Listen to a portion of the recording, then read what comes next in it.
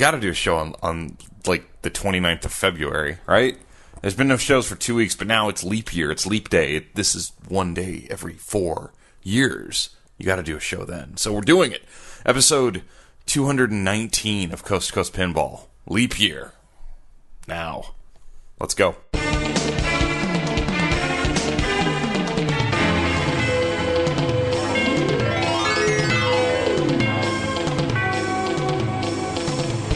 Welcome to Coast to Coast Pinball. My name is Nate Shivers. This is a podcast commentary. I'm a man out of quarters, coming to you not live here, February 29th, 2016, on a mysterious San Diego evening. It's beautiful outside. It's the end of February.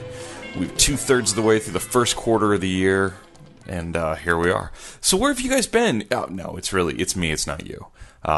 It's been really busy. Like, I have all these best intentions to get more shows pumped out, and I just can't do it. It's been crazy. Lots of stuff going on. Playing a lot of pinball. That's a good thing. Traveling a lot. You know, work is what it is. Gotta make the donuts every day and go get those and get fiddles sold, as we say around the offices at Taylor Quality Guitars. Hope all is well. I think this is the start to the show season, if you will. There's a ton of shows coming up. Texas Pinball Festival's in a few weeks. I just finished up a little piece for the program for the Texas Pinball Festival today, and that's in. I'll be there. A ton of people will be there. George Gomez will be there, coming to you live, actually live, where I don't have to say not live. It'll be live, Coast to Coast Pinball, with George Gomez at the Texas Pinball Festival. The Texas Wizards Pinball Tournament is going to be awesome. We've talked about that on the show. I'm really looking forward to that. The games have been announced. I need to start doing my homework. Waiting for the Papa games to be announced, because Papa is not long after, in April, and can't wait to see the announcement of the banks of games there. I'm going to have a special guest return to the show again this year to go to the war room as we did last year. So those of you who've been following along we'll know who to expect for that show. We'll be breaking down the Papa games and giving you guys insight into how to make your way to the finals at the Papa World Championships. All right, so without further ado, let's get to 5 fast thoughts. 5 fast thoughts. All right, fast thought number 1. You know, it's funny, when I go to set this up, I have all these other little thoughts that I want to, like, interject that have nothing to do with pinball, but I won't. We'll stick with the pinball fast thoughts for now. Fast thought number 1, Super Selfie League is taking over. It's madness. It's crazy. I've had multiple emails from multiple friendly listeners about all the Super Selfie Leagues popping up all over the country. Who would have thought, right? So Josh Sharp, I credit Josh Sharp with the maybe he didn't design or come up with the idea of a monthly league where it's a running score total where you can qualify anytime, but he certainly took that extra step into doing the selfies posted on Facebook and combining the social media aspect into the Super Selfie League. I think I named it. Did I name it? I don't remember. I know 5 balls of cheating was me. I think building pinballs is hard. I think that might have been me. Super Selfie League, was that me? I don't know. Anyway, there's one in San Diego. I'm currently in the B finals, tied for 8th place. We're tied. So I know a bunch of people are going down to the Harbortown pub trying to get scores. So I'm fearful, because I will not get a chance to go before the finals, which are tomorrow night, to try and defend my 8th spot. So I might get bumped down into C, or even worse, who knows. But Super Selfie Leagues, I know the Sanctum in Connecticut's doing a Super Selfie League. The Pinball Wizard Arcade in Pelham, New Hampshire, one of my favorite places to play pinball in the entire world, is now doing a Super Selfie League. I've gotten emails from just all over the place. It's so cool. It's not listen, I got some criticism. I got a criticizing email as well.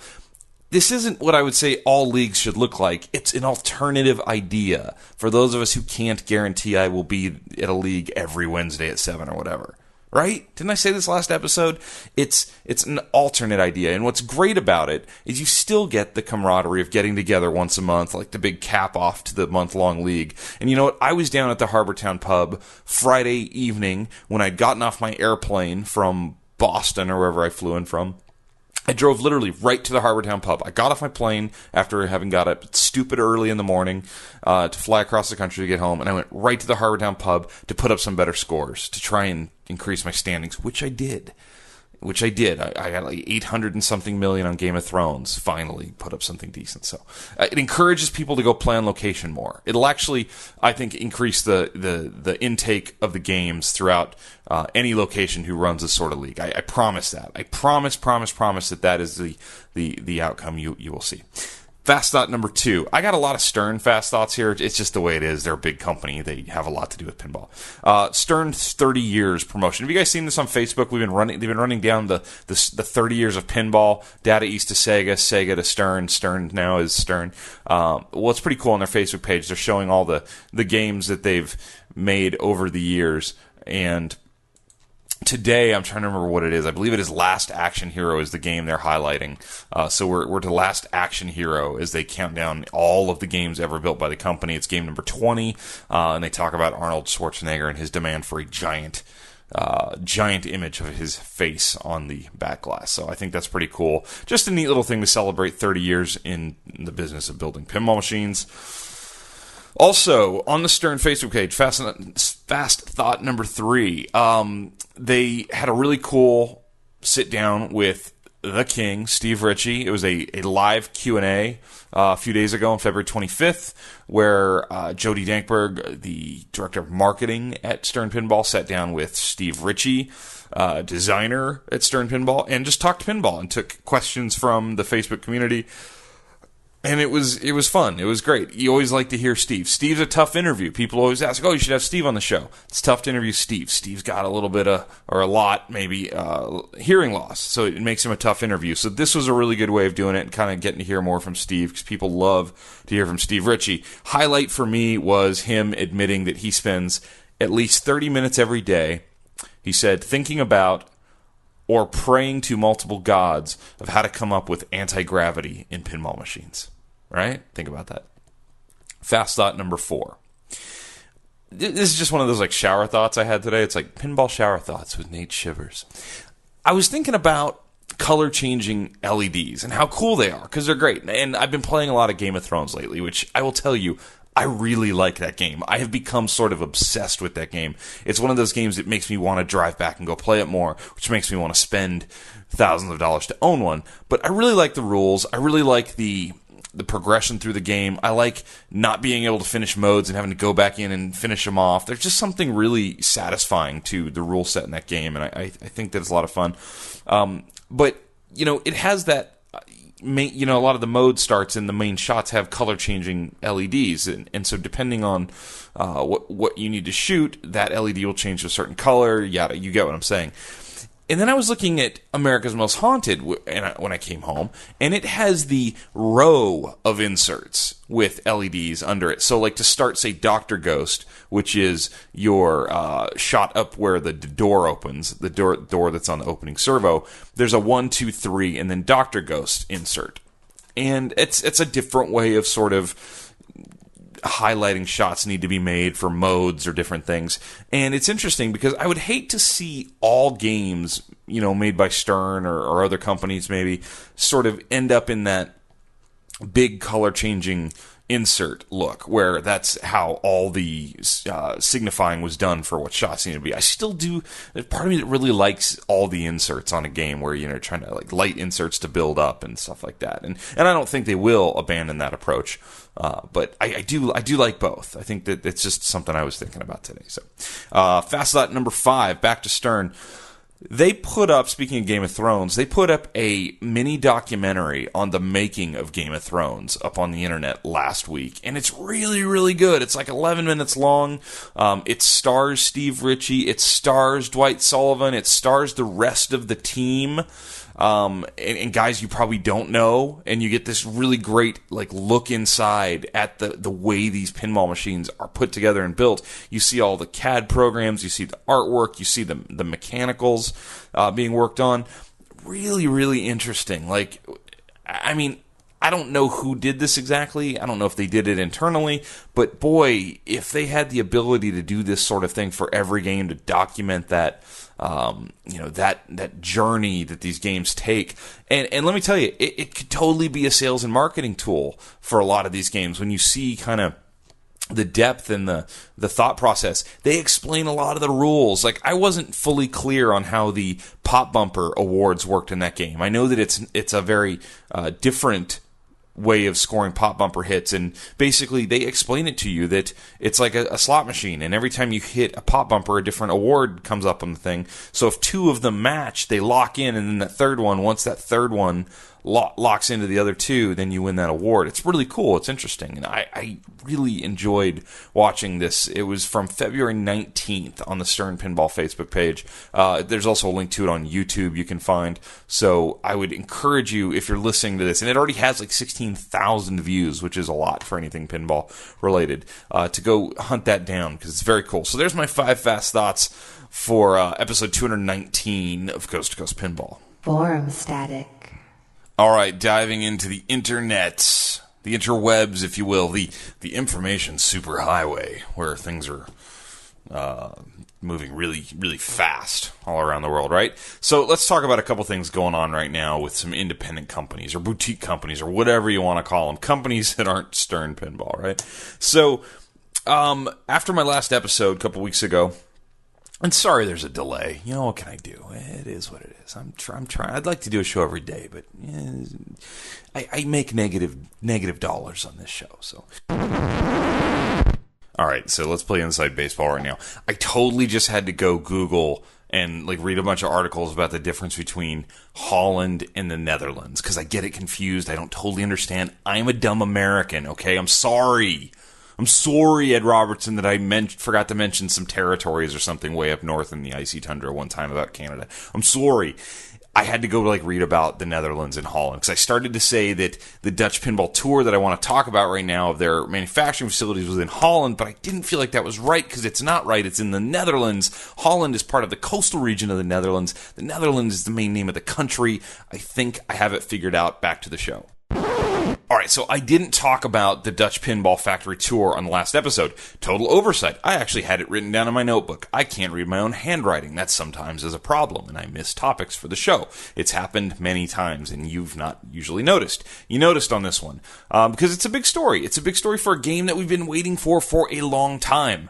I would refer you, if you'd like to see visual news, or, visual photographs, if you will, of the Big Lebowski Factory Tour, to go to pinballnews.com. Martin's got a great rundown of the factory. He was there, and you will get to see where these games will be built. It is their contract manufacturer, and they go very in deep into the process. It's also a great look inside how to build a pinball machine.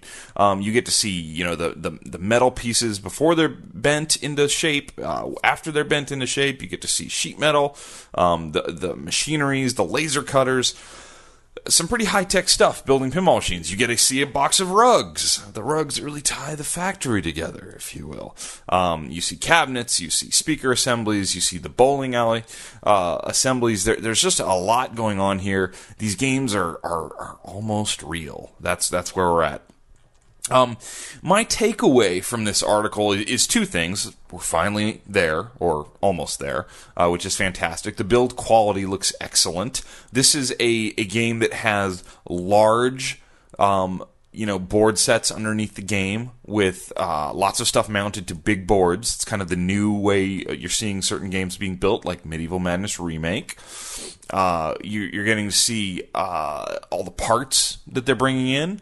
You are seeing the updates to the game. So there's been a few changes. The big one, I don't know if they're big or not, but they're interesting, especially if you're in on the game. They have a new car model up on the upper playfield area, which is more accurate to the one in the movie, which is cool. They made on the left return lane, there's the little bowler's return lane area, cool little thing that was mostly an aesthetic thing that looked really cool, like in a bowling alley. It was a plastic piece, now it's actually real metal, which is cool. They've added some lighting changes, a spotlight on the rug, which I think is a fantastic idea because every time I've played the prototype Big Lebowski's, the rug was very, very dark, so now they've actually given it its own spotlight.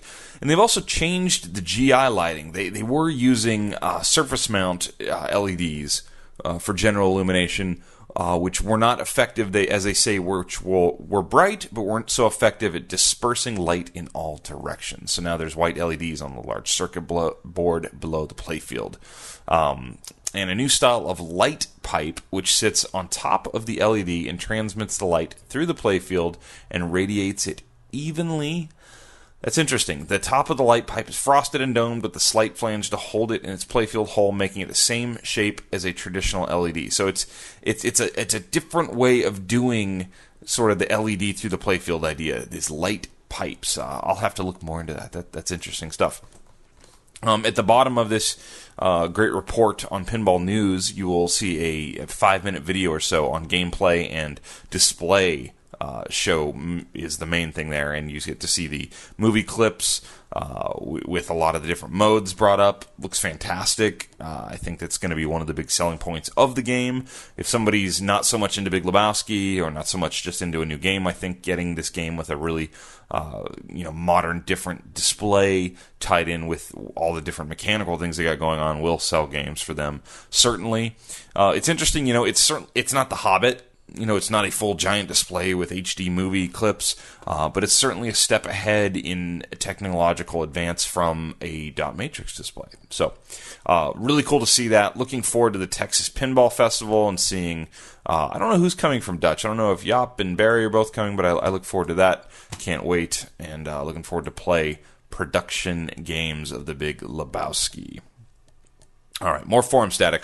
Also, just announced recently, and I want to get to the post here so I get the details as best I can. Jerry Stellenberg from the Multimorphic Company with the P3 platform, which is the pinball platform with a digital screen, a high-def screen under the majority of the playfield with a rear changeable playfield area with your ramps and your targets. We've gone over this on the show many times. Please go look it up if you don't know what I'm talking about. Lexi Lightspeed has been the main game shown off on the P3 at the shows and prototyped over the years.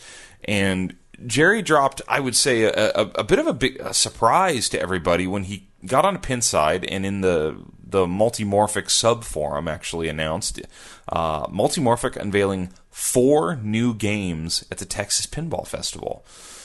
So that's kind of a big deal because what we'd been seeing is one game with the promise of a second, which was called Cosmic Kart Racing, and apparently that has now changed. So let me read Jerry's words here to get this straight. All right, he says, I'll repeat that. During our seminar at the Texas Pinball Festival on 3/19 at noon, I think that is on the Saturday, is that right? Saturday at noon, Texas Pinball Festival, we'll be revealing 4 new games for the P3. To be clear, these game reveals won't just be discussions of themes and future development plans. We'll be showing you the games during our seminar and letting you play each of them at various times throughout the rest of the show. We'll therefore have a total of 5 games available for play at TPF. We developed these new games to show off more capabilities of the platform, and they each have a specific purpose. One of the new games is a full package that includes an upper playfield module, new cabinet artwork, and progressive game rules. It's much less intimidating to casual players than a traditional game. People will be able to walk up to it, instantly understand what to do, and enjoy a gameplay experience that progresses from simple to extremely difficult.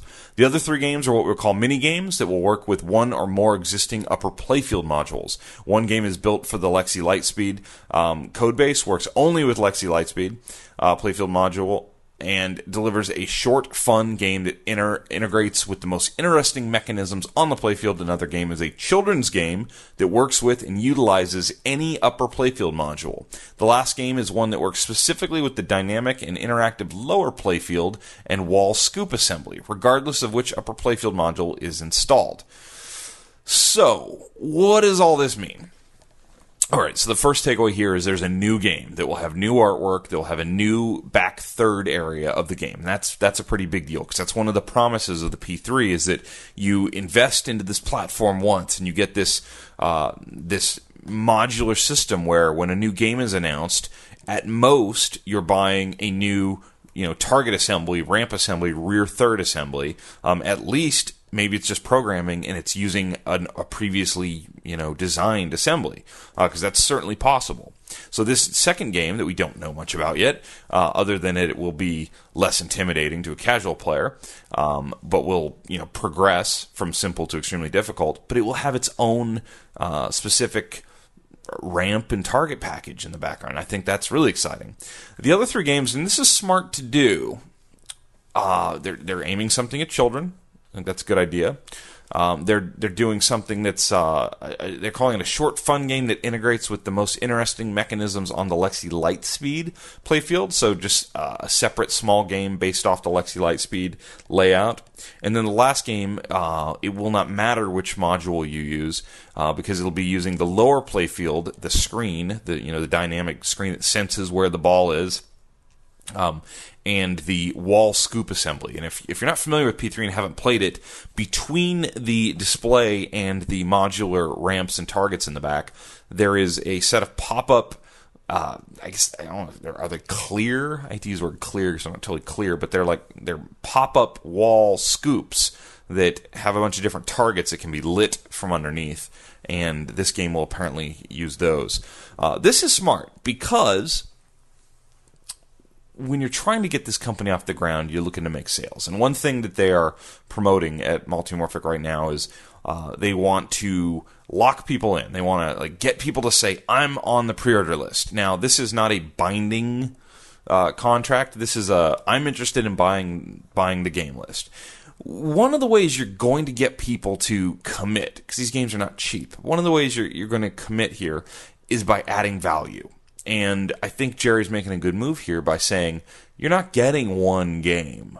You're getting 5 different games, 5 different experiences, 2 full fleshed out games, and then 3 sort of bonus games that will also be interesting, and also ways to, use your investment, use your platform to have other pinball experiences. We need to see what these are. We need to see if they're fun. I mean, isn't that the whole thing? Early on, with P3, the question I was getting the most was is it pinball? And I think it is pinball. I do believe it's pinball. Is it enough pinball for somebody who's staring at their target alpha and their jacks to open and kind of going, I don't know, what is this? Maybe it's not. Maybe it's too far into the future for that. But it is certainly pinball. The next question I get, and I get this more often now, is do you enjoy playing it? And that's really the question. It almost doesn't matter if I enjoy playing it. I enjoy playing it. I think that there's some things to be done to the games and the play to make them really, really enjoyable for me personally. I think that if I had a super HD screen, like this beautiful digital screen underneath a playfield like this, I personally would be doing anything I could to use HD video, not rendered artwork.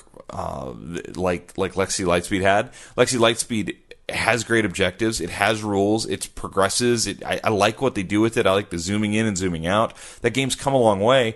I still think, though, if I have this HD screen capable of taking HD video and making it the playfield, I'm trying to figure a way to do that. And I don't know how to do that. But that's always been my sort of hang-up on P3 is the game artwork itself seemed a little bit like last gen video game to me. So it's a tough one. It has to be fun. And if it's fun, it won't matter if the graphics are good or bad. It's going to matter that people enjoy playing it. And when you have the value proposition added with the fun proposition, that could be the route to successful sales for P3 and Multimorphic. We wish them the best. I'm sure if we don't talk to Jerry at the show, we'll get him on the podcast here in the future. So looking forward to that. Looking forward to seeing the new announcements, and wish them the best of luck. In bed with Teresa. Hey, Teresa. I didn't know you were coming in. I gotcha. You did. You lured me into just talking to you. I tricked you. So it's not exactly getting in bed with Teresa. It's our second favorite place to ambush you in front of your mirror post-shower. Did you cut yourself? Look. Oh, It's from cardboard. Is that a teacher-inflicted paper cut? I was hoping the Dr. Seuss pencils, and it's... Here we are on Coast to Coast Paper Cuts with Teresa. Hijacking my show. I'm not hijacking your show. You're hijacking my get ready time at night. Okay, you wanted to be on the show. I did. I totally did. You said you missed the legions of friendly listeners. Oh, that is not what I said. Oh. I said, everyone loves me. Because that's better. So what's going on? It's Dr. Seuss week, like Read Across America week. So. Sparta making an appearance. Yeah, the Min Pin is upset. So what's going on with pinball? We went and played pinball at that place. At the Harbor Town Pub? Yes. Yeah, we did. And I love Game of Thrones. Oh, do you? It was really so fun. Let's rewind a little bit to the reveal of the artwork of Game of Thrones. You were, let's say, I don't know, sort of critical. I still don't love the artwork. That's not going to change. Does it make you feel weird at all that I know for a fact people at Stern heard you just like crushing that game when we saw the reveal? No, because that's my honest opinion. And I'm Teresa not saying, don't care. She don't care. She's I'm not ruthless. saying it didn't take talent to make it. It's just not anything that looks the way Okay, I want now that you've played it with the lighting, the modes, the integration of the DMD animations, what do you think? I think it's awesome. I love how you get to choose a house to be your mode, and I liked a lot You want of the like shots. a house with a little white picket fence? You know what I meant, like one of the families in the books and in the shows. Oh yeah, that. Love the dragon. That was awesome. That shot's hard. Yeah, I know. I watched you guys, several of you, like trying to kill the dragon. Yeah. But yeah, I still would not. I would still prefer different artwork, but the game itself is very cool and very fun. It was pretty nice of Teresa. I don't think she understood it. The scoring on this game is really jacked up. Like, it was really high. And so I put up a score of like 100 million or something. And she knows I'm playing in the Super Selfie League. So she's like, "Oh, take a picture. And I'm just like, "No, it's okay." And she's like, "What? Why wouldn't you take that picture?" Because I think her frame of reference is Metallica, yes. Which 100 million would be great. Not so good on Game of when you're Thrones. like 800 something million was like number 4. Yeah. So I'm not good at the game, but I would like to get good at the game. It was fun. It was really fun. You'd like to get the game? Are we buying that game? Is that what you just said? You said you wanted it. Yeah, I didn't know I'm just going to get it. I'm just saying, if I like it too, it's like a... What's this little outfit you got on here? Babe, come on. You can't comment. I'm getting ready for bed. It's inappropriate. I don't have on pants. No, you do not have on pants. That's correct. I was literally about to get in bed. Well, then it's almost getting in bed with Teresa. It is. It's brushing Are you excited for the Texas Pinball Festival? I don't get to go, so not really. Oh. So you want to go to the Texas Pinball Festival? Someday. Go home, see the family, drive down, see friends in Austin, and then go to Dallas. Or I guess it'd be Dallas and then maybe go see Austin. See, she's trying to tie a trip to see the family into the Texas Pinball Festival. Inappropriate. I'm just saying, if I'm going to be in the vicinity, I might as well. Coast-to-coast family reunions with Teresa. I like how he described it. He described the pinball thing as pinball camp for adults. I did say that, yes. We were talking about summer camp and how I loved going to camp. I never went to camp. And Nate never went to camp. And so I was explaining how fun it was. And he goes, okay, here's what it is. Going to Texas Pinball and Pinburg and all those. Yes. It's like pinball camp for adults. It's like pinball camp for adults. It is, kind of. I thought that was really cute. And her reaction was, yeah, but you don't get to sleep in cabins. That's true. And I was like, how do you know? Because you stay in hotels. How do you know? Just like fancy cabins. Fancy cabins, yeah. All right. Well, hey, welcome back to the show. It's episode 219. Dang, babe. Dang. That's a lot. It's never enough. I know. I bet everyone's glad you finally are doing one. I've been busy. I know. You've been busy and you were sick before that. And I wasn't sleeping because I was getting on planes at 1 a.m. Pacific. So yucky. Nonsense. Nonsense, I say. It is nonsense. I'm glad you're home. All right. Say goodbye. Goodbye.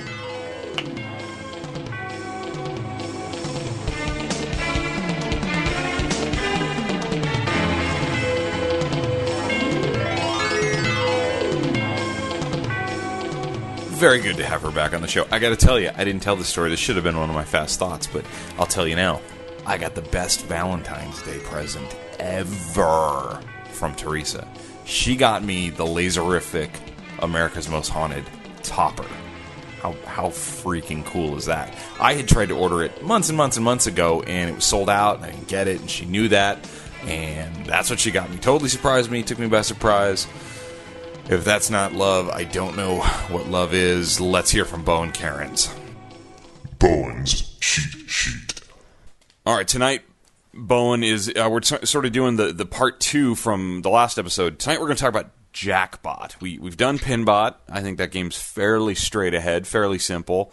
What about its big brother or little son or whatever it is, Jackbot? All right, so this is the one with the visor, right? Yeah, something like that. It's the gambling game. Okay, so there's this visor in the middle of the game. I think we're talking about Jackbot or Doctor Pinbot? Who. What? Are we talking about Jackbot or Pinbot? We're talking about Jackbot. Okay, so when you plunge the ball, at the beginning of the game, there'll be these lights that go around the rows, and then they go down the columns as well. And when you first plunge, one of those 10 lights will be on, and they'll go up and down. And if you hit that area and your very first hit is the flashing one, it'll score all 25 and it'll open up the whole thing for you and lock will be lit immediately. Is this the first time that this rule has been used in pinball? Because I like this rule. It's a good rule. I don't remember it being used in the past, but it's a pretty good idea because you're getting like 25 shots with one shot. That's a lot of work right off the bat. Done for you. What I like to do is I like to hit the one on the far left because if you miss it to the left, you don't even hit anything. You get a second chance. But if you hit that, it's going to open it up and the locks will be lit immediately. You can actually go all the way through the first 2 multi-balls this way. And you won't even have to hit any of the visor targets in any other more dangerous way until you've played through 2 multi-balls. After that, it kind of says, all right, you got to play the game now. That's fantastic. So talk to me about this game, because there's a lot more to this. I don't fully understand some of the modes and that they've added in, and I see people leaning down and rapidly hitting the launch button or something. There's so much on this game that I don't know. Yeah, this game lets you cheat on purpose, and you get credit for cheating. It's pretty cool. So there's a cheat button, which is the extra ball buy-in button. And if you hit that button, it will go ba ba ba ba ba, and it'll kind of make noise. It doesn't actually matter how many times you hit it, but people hit it a huge number of times because they feel like it, and it makes a noise. So why would you not hit it if it makes a noise? Clearly. The cheat in regular arcade play will give you a chance to cheat the game. In tournament play, every 4th cheat, starting with the 4th cheat, will be successful. So you can cheat and it will fail. You actually know in tournament play which cheats will work and which won't. But what the cheats will do is the 4 casino games are lit on the back left saucer. In poker, it will add an ace to your hand. In slot machine, it will switch the slot machine to light extra ball, I think. In Keno, it lights up the entire card of hits for Keno, which shouldn't even be physically possible, but it does it anyway. And in Roll the Dice, it changes whatever you rolled to a 12. In all those cases, it gives you more points. And you want that, obviously. But in competitive play, you can only get them so many times, so you actually want to use the cheats when they're most valuable, the most valuable being Keno. And the second most valuable being poker, only when poker is going to give you a 4 of a kind. So normally, if you use the ace during poker, you actually almost get no extra points for it because you're turning a pair into 3 of a kind or something, not into very much. But 4 of a kind is worth a ton because it's not normally available. What is my... When I get into this game, and let's say I didn't get the visor up on the first shot, where do I go? What am I trying to accomplish here to put up a really good score on Jackbot? Yeah, so if you didn't get in the multi-ball, that's bad news because most of the big points in this game are in the multi-ball. The biggest value in the game is the multi-ball progression. And the multi-ball is 15 jackpots to finish. And during the multi-ball, there's 4 shots under the ramp, the 2 hole shots, the left eye and the right eye, which I call T-bars. And then the hit me target on the right. And those 4 give you a jackpot, which is an increasing value throughout the game. They will relight if you put a ball back in the far left, that saucer all the way in the back that lights all 4 and puts a ball on hold for a few seconds so that you can make some more. The other rule in the multi-ball is if you manage to put both balls into the center at once, you get a super jackpot, which is the next 3 values combined, and it counts 3. So the fact that you need 15 means getting more of those, the better.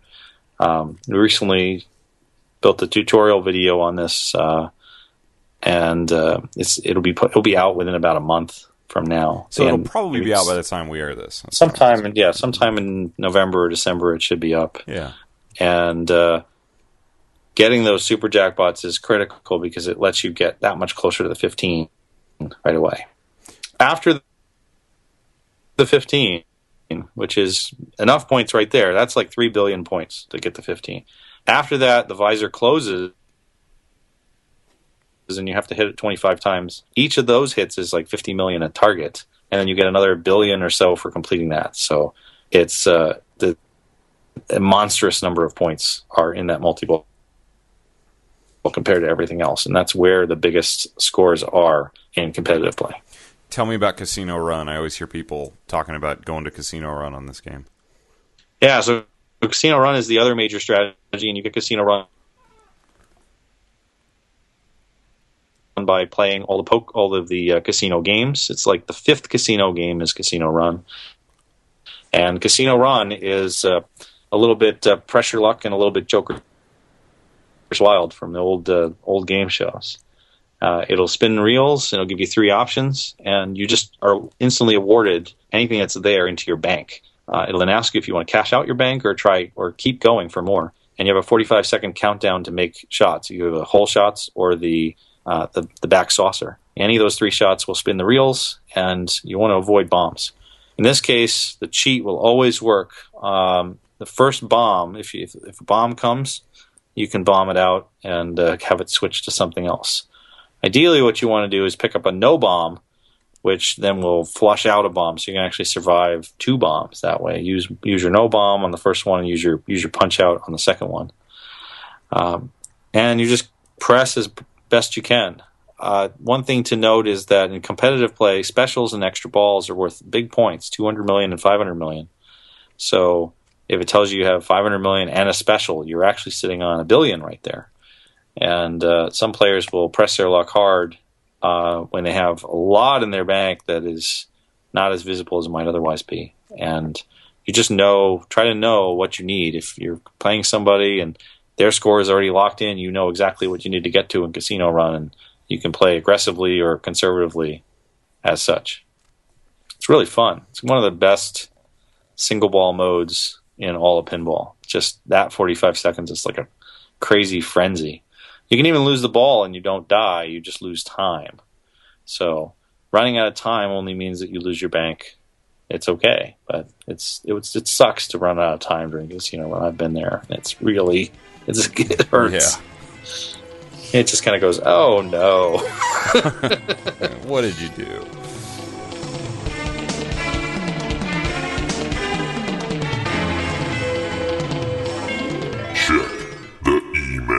All right, lots of emails, won't even scratch the surface here. You can always shoot me an email, coast2coastpinball@gmail.com.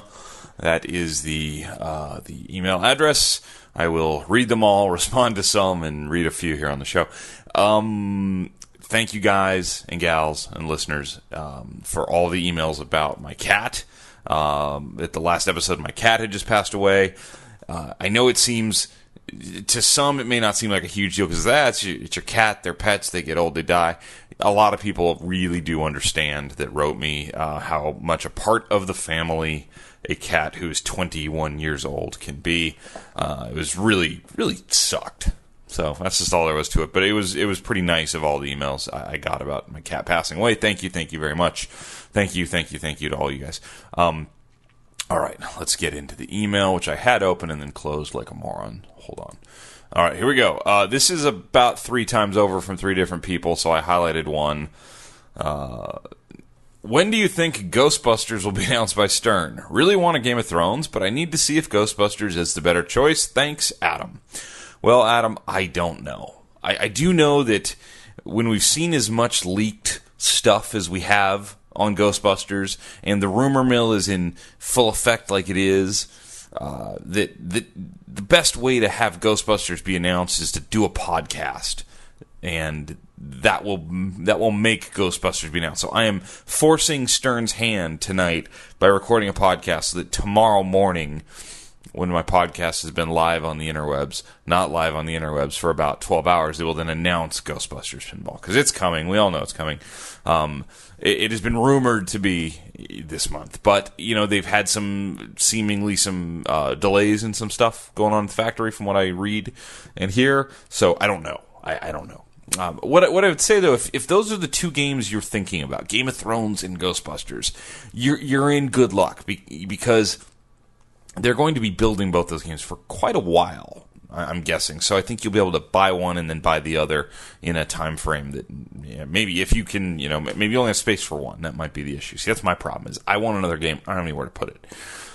But those that are like, I know they're doing some more Metallicas right now, but that's not going to last forever. So those are the people that I feel kind of like rough for, that are waiting to see Ghostbusters because they may want to buy Metallica, but they want to see Ghostbusters, and that one's tough because some of the games that are near the end of their runs, if there is an end. I mean, I know they can, re-up on these games, but interesting to see them still building Metallicas. It really speaks to how strong of a game that is and how infectious that game has been. I can only hope that Ghostbusters is a home run for John Trudeau. The guy deserves it. All right, let's get one other email. I'm not going to be able to do a lot of these tonight. Let's get this one. Is a good long one. The subject was so many episodes. Hi, Nate. My name is Randy. I'm a newer listener to your show, having found out about it when I saw someone in a Coast2Coast Pinball t-shirt at Expo in Chicago last year.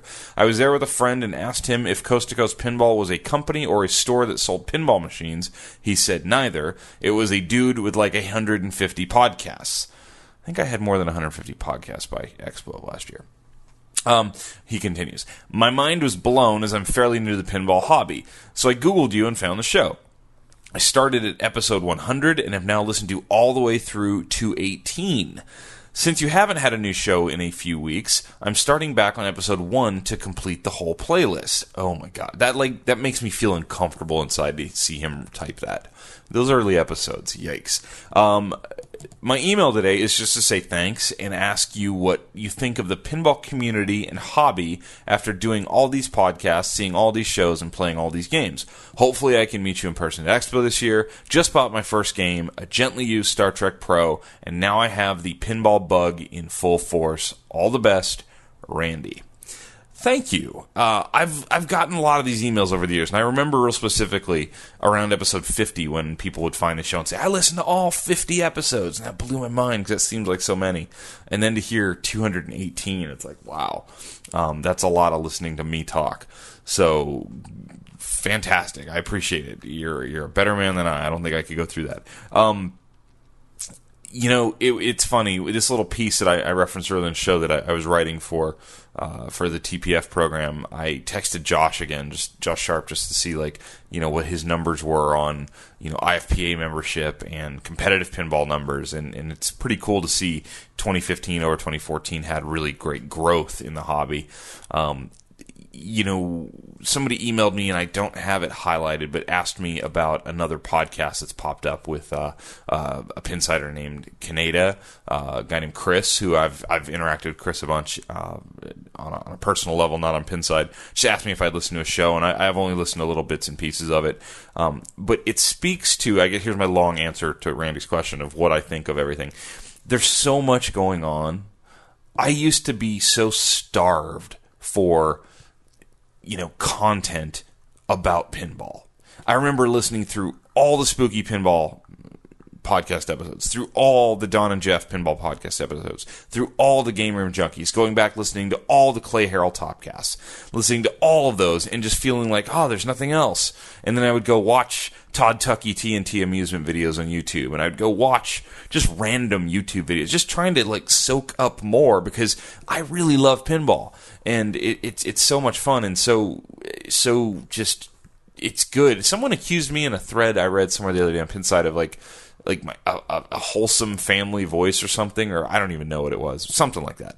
And I thought, yeah, dude, because I love pinball. It's really a good thing to me. I deal with business and work, and my cat dies, and life is tough, and car payments, and bill, and all this stuff. Pinball's just awesome. It's great. And I've seen it grow a lot. there's way more games on location here in Southern California than when I started this show.